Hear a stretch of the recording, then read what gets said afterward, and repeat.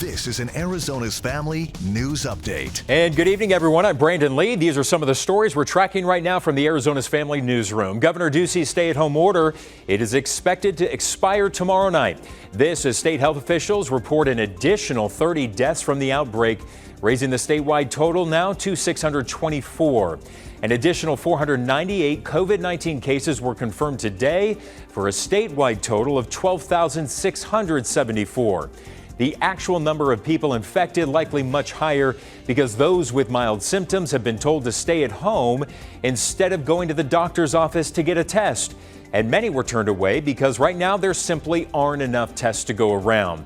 By the way, people are recovering from the virus. In fact, Johns Hopkins estimates around 3,000 patients have fully recovered here in Arizona. A new jobs report came out today, and it continues to paint a bleak picture of our nation's economy. The Labor Department says nearly 3 million Americans applied for unemployment benefits last week. That number much higher than even the experts predicted. Roughly 36 million people have lost a job since the outbreak started to force businesses to shut down in mid-March.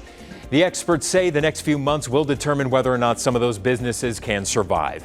A well-known Republican attorney plans to challenge Governor Ducey's executive order that put a temporary ban on evictions. Initially, attorney Corey Longhofer was preparing to sue the governor over a stay-at-home order. With that order set to expire tomorrow, he now says the executive order delaying evictions should also be dropped. We're definitely not saying to put people on the street. We're saying pay your rent. Everyone is worried about these rising diagnoses and the rising deaths. But I'm just not convinced that a retiree couple who owns a rental house in order to supplement their Social Security income, keeping them from collecting their rent or evicting the guy who intentionally doesn't pay it, how's that going to keep people healthy? That has nothing to do with whether these death counts go up or the diagnoses keep going up. Well, the attorney, of course, right? He declined to name who exactly his clients are before he files a lawsuit.